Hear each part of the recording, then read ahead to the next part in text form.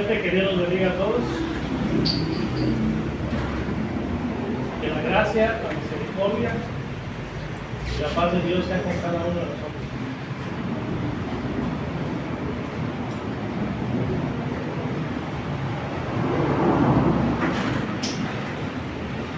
En la carta a los Hebreos, en el capítulo 10 y versículo 25, tenemos un mandamiento.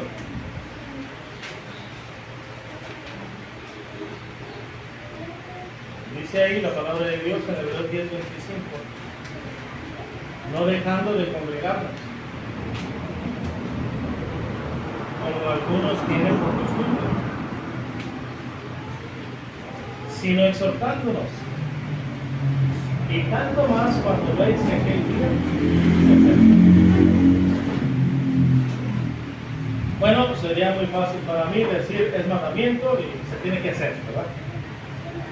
Mandamiento divino, no dejando de congregarnos, según algunos tienen por costumbre, y está la advertencia, sabiendo que aquel día se acerca, hablando de la venida de nuestro Señor Jesucristo.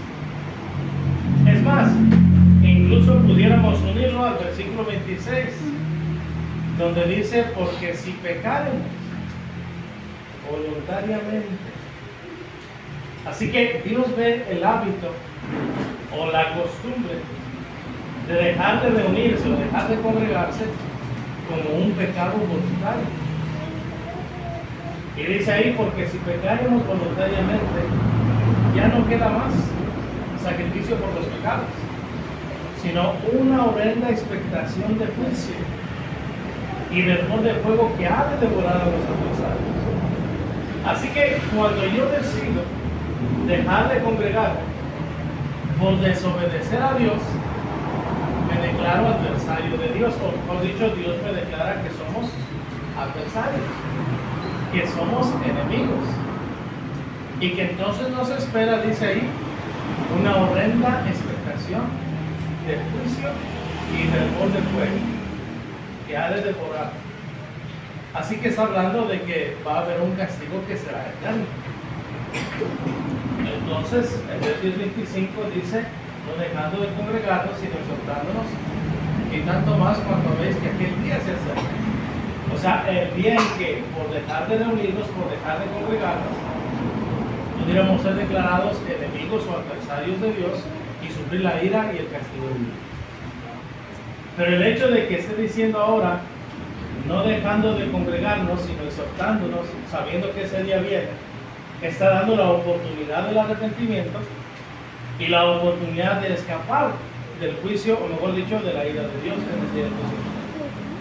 Sigue diciendo ahí la palabra de Dios, Hebreos 10, ahora el versículo 27. Sino una horrenda expectación del juicio y del fuego de fuego que ha de devorar a los adversarios. El que viola la ley de Moisés, por el testimonio de 2 o 3 testigos, muere irremisiblemente. ¿Cuánto mayor castigo pensáis que merecerá el que pisoteare al Hijo de Dios y tuviere por inmunda la sangre del pacto en la cual fue santificado e hiciere afrenta al Espíritu de gracia? Bueno, en el versículo 28 menciona, como ilustraciones en el Antiguo Testamento, que al desobedecer la ley de Moisés, sí o sí hay un castigo, con que haya 2 o 3 testigos. Bueno, la pregunta del versículo 29, ¿cuánto mayor castigo piensan ustedes, dice aquí, que merece? O sea, es un castigo merecido. ¿Para quién? Lo curioso es que ya no dice para el que deja de congregarse. Sí se refiere a eso. Recuerde que el texto se entiende con su contexto. Pero fíjese cómo lo dice. El que pisoteare al Hijo de Dios y tuviere por inmunda la sangre del pacto en la cual fue santificado e hiciera afrenta al Espíritu de gracia. Así que cuando una persona toma la decisión de ya no congregarse más. Número 1, está pecando voluntariamente. Número 2, está pisoteando al Hijo de Dios. Número 3, está teniendo por inmunda la sangre del pacto. Y número 4, está haciendo afrenta al Espíritu de gracia. Y es que si ustedes se fijan en el contexto, los versículos que leíamos hace un rato, dice la palabra de Dios aquí así, versículo 16. Este es el pacto que haré con ellos. Después de aquellos días, dice el Señor, pondré mis leyes en sus corazones y en sus mentes las escribiré. Añade, y nunca más me acordaré de sus pecados y sus transgresiones. Cada vez que participamos nosotros de la cena del Señor, recordamos las palabras del Señor Jesús. Cuando dice, bebed de ella todos, eso es mi sangre del nuevo pacto que por muchos es derramado. Sabemos que ese es un mandamiento a seguir, Hechos 27, el día primero de la semana. Estamos recordando la sangre de Jesucristo que fue derramada para remisión de los pecados. Pero cuando nosotros decidimos no venir y por lo tanto no hacer memoria de ese sacrificio, estamos pisoteando al Hijo de Dios, su sacrificio que Él hizo por nosotros, y estamos teniendo por inmunda la sangre del pacto. Ahora sigue diciendo aquí la palabra de Dios.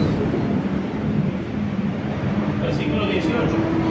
Pues donde hay revisión de estos, no hay más ofrenda por el pecado. Así que, hermanos, teniendo libertad para entrar en el lugar santísimo por la sangre de Jesucristo, por el camino nuevo y vivo que Él nos abrió a través del velo, esto es de su carne. Y teniendo un gran sacerdote sobre la casa de Dios, acerquémonos con corazón sincero.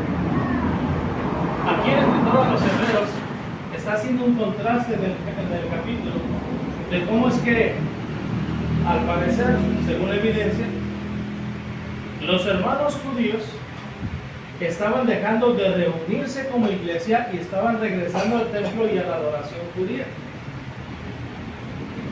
Y Pablo les tiene que explicar que en ese momento la sangre de los toros y de los machos cabríos nunca puede limpiar los pecados. Que por eso fue necesario que nuestro Señor Jesucristo viniera, se entregara por nosotros y muriera en la cruz. Y que, dicho sea de paso, cuando nosotros nos reunimos o cuando nosotros nos congregamos, ellos tenían que recordar que el velo del templo había sido rasgado por la mitad, indicando así que ya no era necesario, o mejor dicho, que ya no podían llegar solamente a este lugar santo, sino que había entrada hasta el lugar santísimo. Y eso es lo que está diciendo aquí en el versículo 19. Tenemos libertad para entrar en el lugar santísimo por la sangre de Jesucristo, por el camino nuevo que Él nos abrió. Dicho de otra manera, hermanos, cuando nosotros nos reunimos como iglesia, cuando nosotros nos presentamos para adorar a Dios como el cuerpo de Cristo, como la familia de Dios, nosotros físicamente estamos en un lugar físico aquí, pero espiritualmente nosotros estamos en el lugar santísimo de Dios. Acompáñenme a Hebreos capítulo 12.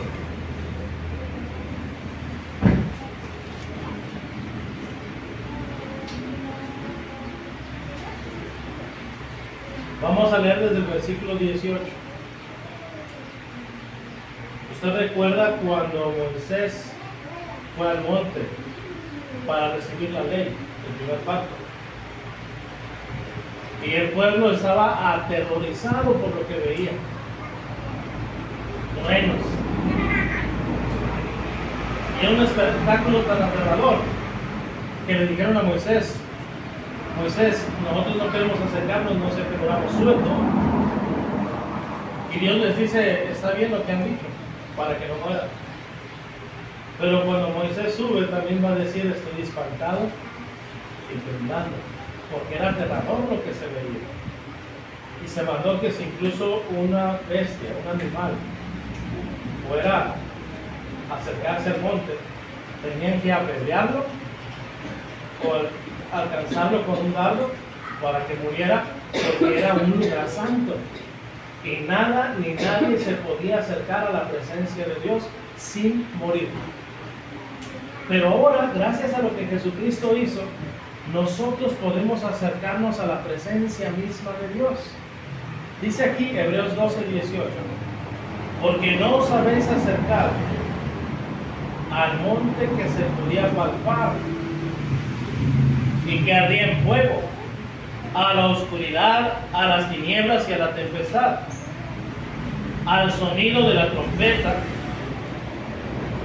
y a la voz que hablaba, la cual los que lo oyeron rogaron que no se les hablase más, porque no podían soportar lo que se ordenaba. Si aún una vez de tocar el monte, será apedreada o pasada con la crucifica. Nadie se podía acercar a la presencia de Dios sino morir. 21. Y tan terrible era lo que se veía que Moisés dijo: estoy espantado y temblando. Sino que os habéis acercado, fíjese, está hablando cuando nos reunimos. Cuando nos reunimos como iglesia para adorar a Dios, nos hemos acercado, hermanos, al monte de Sión, pero no al monte de Sión físico. Y luego menciona ahí a la ciudad del Dios vivo, a Jerusalén la celestial. ¿Ese cuánto? La iglesia es el monte de Sión. La iglesia es la ciudad del Dios vivo. La iglesia es Jerusalén la celestial.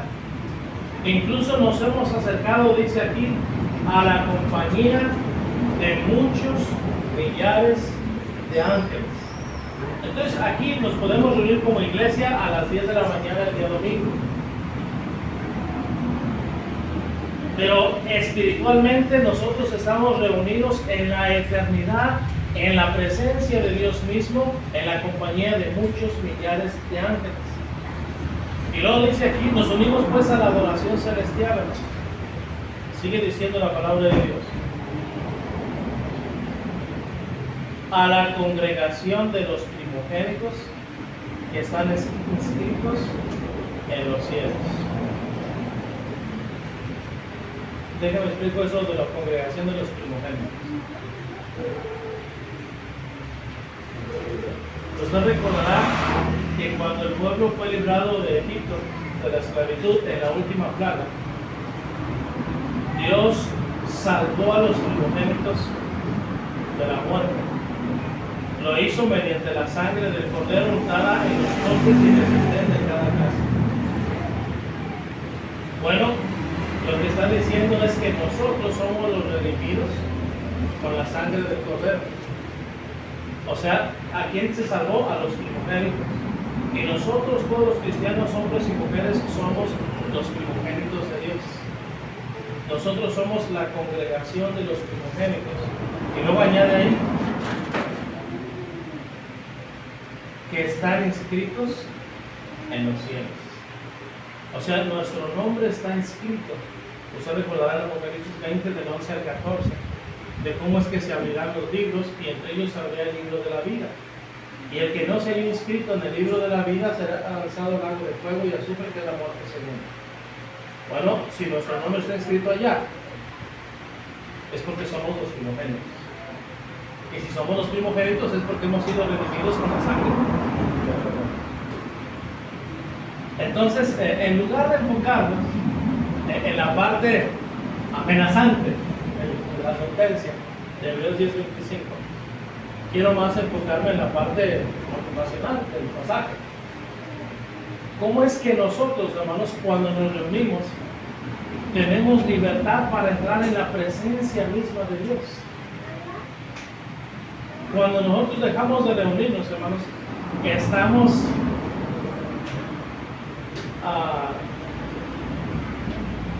eliminando la oportunidad de estar en la presencia misma de Dios. Dice aquí, sigue diciendo la Escritura, a los espíritus de los justos hechos perfectos. Nos hemos acercado también, dice el versículo 24, a Jesús, el mediador del nuevo pacto. O no dice eso la Escritura, que donde están 2 o 3 congregados en mi nombre, ahí estoy yo en medio de ellos. No fue la promesa, y yo estaré con vosotros todos los días hasta el fin del mundo. A Jesús, el mediador del nuevo pacto. Versículo 24 también sigue diciendo ahí. Y a la sangre rociada, que habla mejor que la de Abel. Dice la Escritura en Hechos 20:28. Por tanto, mirad por vosotros y por todo el rebaño, en que el Espíritu Santo os ha puesto por obispos para apacentar la iglesia del Señor, la cual él ganó con su propia sangre. Entonces, nosotros no lo vemos, pero nosotros somos los primogénitos de Dios, y la sangre del Cordero está en los postes y en el dintel. Eso es lo que Dios ve, y eso es lo que nosotros tenemos que ver con los ojos espirituales. Y tenemos que pedirle a Dios: Señor, permíteme ver desde tu perspectiva, permíteme ver con tus ojos. Dice el 25, mirad que no desechéis al que habla, porque si no escaparon aquellos que desecharon al que los amonestaba en la tierra, mucho menos nosotros si desecháramos al que amonesta desde los cielos. Luego en el capítulo 4, hermanos, aquí mismo en la carta de los Hebreos, la Escritura dice, Hebreos capítulo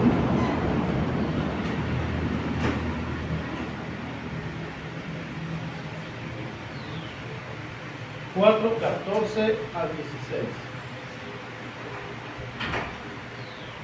Por tanto, teniendo un gran sumo sacerdote que traspasó los cielos, Jesús, el Hijo de Dios, retengamos nuestra profesión, porque no tenemos un sumo sacerdote que no pueda compadecerse de nuestras debilidades, sino uno que fue tentado en todo según nuestra semejanza, pero sin pecado. Acerquémonos pues confiadamente al trono de la gracia, para alcanzar misericordia y hallar gracia para el oportuno socorro. ¿Se da cuenta? Una vez más dice la Escritura que gracias a ese sumo sacerdote, gracias a Jesucristo y a su muerte en la cruz, gracias a que Él fue tentado en todo, pero sin haber pecado, nosotros podemos acercarnos directamente al trono de la gracia de Dios. Entonces nosotros físicamente estamos aquí, pero espiritualmente estamos en el cielo mismo, en la presencia de Dios, delante del trono de la gracia de Dios. A veces pecamos y a veces pensamos que ya van varias veces que pecamos, ya mi pecado no tiene perdón. Voy a parecer un hipócrita. En fin, tantos pensamientos negativos que Satanás utiliza para decir: mejor ya no voy a reunir, mejor ya no voy a congregarme. Cuando la razón de congregarnos es porque gracias a Jesucristo ya se quitó el velo, ya podemos entrar en la presencia misma de Dios, y con un propósito específico para hallar gracia y socorro oportuno. Cuando nos reunimos, cuando adoramos a Dios, tenemos la bendición de que ese sumo sacerdote, porque dice que nos hemos acercado a Jesús, el mediador del nuevo pacto, y a la sangre rociada que habla mejor que la de Abel, y es esa sangre la que nos sigue limpiando de todo pecado. Acompáñenme a la primera carta de Juan, capítulo 1.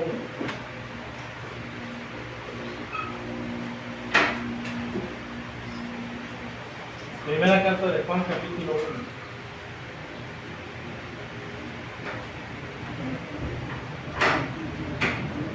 Versículo 7. Pero si andamos en luz, como Él está en luz, tenemos comunión unos con otros, Y la sangre de Jesucristo, su Hijo, nos limpia de todo pecado. ¿Se da cuenta? Cuando vivimos conforme a la palabra de Dios, no es que nunca vayamos a pecar, vamos a pecar más veces de las que quisiéramos recordar. Pero eso no quiere decir que nos vamos a entregar el pecado. Nos vamos a arrepentir, vamos a pedirle perdón a Dios, vamos a venir, vamos a adorar a Dios. Y la sangre de Jesucristo, su Hijo, la sangre rociada que habla mejor que la de Abel, nos limpia de todo pecado. En la carta a los Hebreos, nuevamente, en el capítulo 7, dice la palabra de Dios así. Versículo 22. Por tanto, Jesús es hecho fiador de un mejor pacto. Ya vimos en el capítulo 12 que esa es el mediador que nos acercamos. Y los otros sacerdotes llegaron a ser muchos debido a que por la muerte no podían continuar, mas este por cuanto permanece para siempre tiene un sacerdocio inmutable. Por lo cual puede también salvar perpetuamente a los que por él se acercan a Dios, viviendo siempre para interceder por ellos. Porque tal sumo sacerdote nos convenía inocente, sin mancha, apartado de los pecadores y hecho más sublime que los cielos, que no tiene necesidad cada día, como aquellos sumos sacerdotes, de ofrecer primero sacrificio por sus propios pecados y luego por los del pueblo, porque esto lo hizo una vez para siempre, ofreciéndose a sí mismo. Porque la ley constituye a sumos sacerdotes a débiles hombres, pero la palabra del juramento posterior a la ley, al Hijo, hecho perfecto para siempre. Pues bien, este sumo sacerdote, dice el versículo 25, puede también salvar perpetuamente, o sea, eternamente, a los que por él, ¿qué dice, hermanos? Se acercan a Dios. ¿Cuándo lo hacemos? Cuando nos reunimos para orar. Ahora, dice la palabra de Dios que si andamos en luz tenemos comunión unos con otros, no solamente con Dios. Aquí también en la carta a los Hebreos, hermanos, leamos nuevamente del versículo 19 en adelante. Porque se nos va a decir cuál es el propósito, no solamente de adorar a Dios, sino cuál es uno de los propósitos por los cuales nos reunimos. Hebreos 10:19, así que hermanos, teniendo libertad para entrar en el lugar santísimo por la sangre de Jesucristo, con el camino nuevo y vivo que Él nos abrió a través del velo, esto es de su carne, y teniendo un gran sacerdote sobre la casa de Dios, acerquémonos con corazón sincero, en plena certidumbre de fe, purificados los corazones de mala conciencia y lavados los cuerpos con agua pura. Mantengamos firme sin fluctuar la profesión de nuestra esperanza, porque fiel es el que prometió. 24.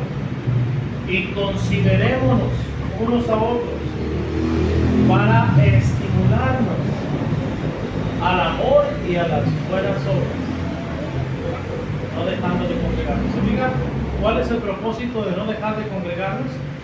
Porque nos vamos a reunir, sí, vamos a orar, sí, vamos a cantar, sí, vamos a ofrendar, vamos a participar de la cena del Señor, se va a predicar la palabra de Dios, pero también uno de los propósitos es, dice ahí, para estimularnos al amor y a las buenas obras. Para despertarnos pues el amor fraternal, porque para eso es que hemos sido renacidos, según 1 de Pedro 1:23, siendo renacidos no de simiente corruptible, sino de incorruptible, con la palabra de Dios que vive y permanece para siempre. También mencionó ahí, habiendo purificado vuestras almas por la obediencia a la verdad, dice ahí, para el amor fraternal no fingido. Pero también dice aquí que hemos sido, nos vamos a reunir para estimularnos al amor y a las buenas obras. Lo cual implica, hermanos, que nosotros nos reunimos y no solamente adoramos, sino que implica que debemos aprender a convivir juntos, a pasar tiempo juntos como familia, porque es ahí en la convivencia donde nos estimulamos al amor y a las buenas obras. identificamos cuáles son las necesidades que nuestros hermanos tienen o qué cosas podemos hacer. Dice la palabra de Dios en Efesios capítulo 6 y versículo 10, porque somos hechura suya, creados en Cristo Jesús para buenas obras. De hecho, uno de los requisitos para ser anciano es amante de toda buena obra. Entonces nos reunimos para estimularnos al amor y a las buenas obras. Otra razón, hermanos, bueno, si es que necesitáramos más.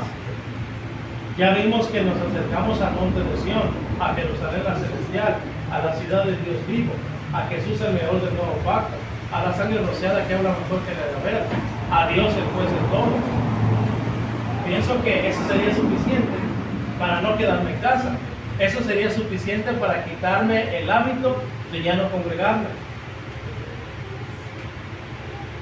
El hecho de saber que al reunirme encuentro gracia y misericordia y socorro oportuno es razón suficiente, al menos para mí, para no dejar de congregar. Ahora, fíjense en el Antiguo Testamento lo que se menciona al respecto. Es Salmo, me parece que es el 133.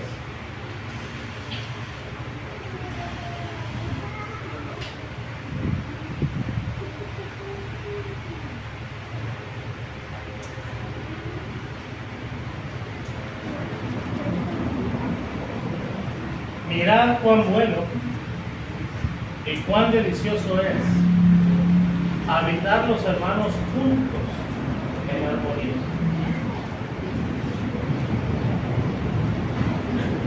Es como el buen óleo sobre la cabeza, el cual desciende sobre la barba de Aarón, y baja hasta el borde de sus vestiduras, como el rocío de Hermón, que desciende sobre los montes de Sión. Esa expresión, hermanos, como el rocío de Hermón, escuché, no sé qué tan cierto sea, lo escuché de un maestro en una escuela de predicación,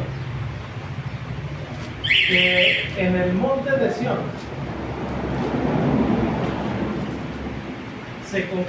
la nieve se congelaba arriba, y cuando había sequía y hacía calor, el hielo se comenzaba a derretir, y mientras que en otros lugares había muerte debido a la sequía, gracias a esa nieve que había en el monte y gracias a que se derretía, los ríos seguían corriendo agua, y gracias a eso podía haber sembradíos. Entonces lo que estaba diciendo es que ahí hay bendición constante. Lo que está diciendo es que en otro lugar hay sequedades, pero ahí, cuando los hermanos están juntos en armonía, Dios constantemente está bendiciendo. Fíjese bien, empezó diciendo: mirad cuán bueno y cuán delicioso es habitar los hermanos juntos en armonía. Y luego en la parte final dice: porque allí envía Jehová bendición y vida eterna. Díganme ustedes si no es lo mismo que dice en Hebreos 4:16. En Hebreos capítulo 4 y versículo 16, que ya leímos, dice la palabra de Dios: para hallar gracia y oportuno socorro. Es decir, para encontrar bendición y vida eterna. Cuando nosotros nos reunimos, cuando nosotros nos consideramos para el amor fraternal no fingido, para estar ocupados en buenas obras que honren y glorifiquen el nombre de Dios, allí envía Jehová bendición y vida eterna. Por eso no debiéramos nunca dejar de congregarnos. Si ya se le hizo el hábito, cancele ese hábito, elimínelo de su vida. Vamos a Efesios 3, 20 y 21. Hay hermanos que luego dicen: bueno, yo no puedo reunir en mi casa y adorar ahí. No puedo. Oh, pero ¿cómo no? Mi esposa es cristiana, mis hijos son cristianos, yo también soy cristiano. Somos la iglesia. No puedo. Efesios 3, 20 al 21 dice: y aquel que es poderoso para hacer todas las cosas, mucho más abundantemente de lo que pedimos o entendemos según el poder que está en nosotros, a Él sea gloria en la iglesia, en Cristo Jesús, por todas las edades, por los siglos de los siglos. ¿Dónde se le da la gloria a Dios? En la iglesia. Y eso va a ser así, dice ahí, por cada generación, por los siglos de los siglos, hasta que Cristo venga. Si vamos a adorar a Dios, va a ser reunidos como iglesia. Cuando nosotros decimos, bueno, me quedo en mi casa con mi familia, eso es división. Eso es mutilación del cuerpo de Cristo. Eso es pecado. No es conforme a la voluntad de Dios. Entonces, hermanos, concluyo con el pasaje inicial, Hebreos 10:25, no dejando de congregarnos, como algunos tienen por costumbre, sino exhortándonos y tanto más cuando ves que aquel día se acerca. Que Dios bendiga su palabra.